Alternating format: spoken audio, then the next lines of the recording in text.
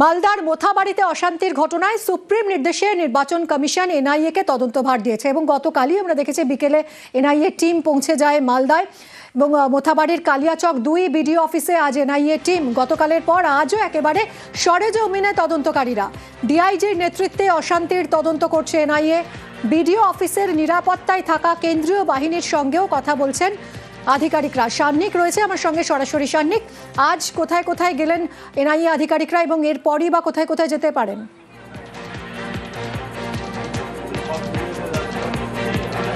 দেখো, আজকে সকালবেলা বেরিয়ে সরাসরি বিডিও অফিস প্রথমে এবং তারপরে সেখান থেকে মালদার জেলা পুলিশ সুপার তার যে অফিস সেই অফিসে ইতিমধ্যেই এসে উপস্থিত হয়েছেন এনআইএ আধিকারিকরা। যারা তদন্তকারীরা গতকাল বিকেল থেকে আমরা দেখেছি একাধিক জায়গায় তারা নজর রেখেছেন।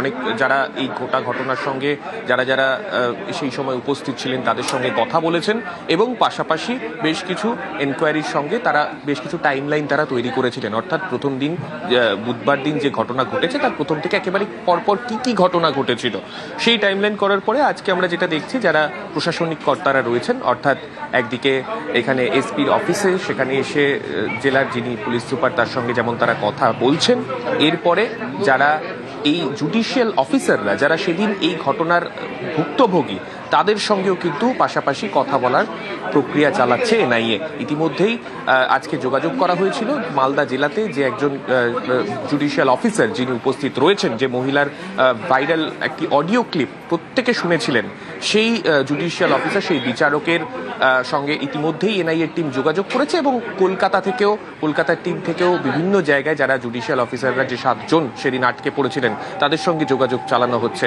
অর্থাৎ সব দিক থেকে যত তথ্য প্রমাণ রয়েছে সেগুলো একটা প্রাইমারি লেভেলে তারা ইনকোয়ারি করে তারা সেগুলো জোগাড় করছেন এবং সেই মতোই তারা একটি রিপোর্ট তৈরি করছেন যেটি মূলত তারা সাবমিট করবেন তাদের আইজি সোনিয়া সিংকে। একদমই, এবং পরবর্তীতে কি উঠে আসে তদন্তে সেদিকেই নজর রয়েছে এই মুহূর্তে।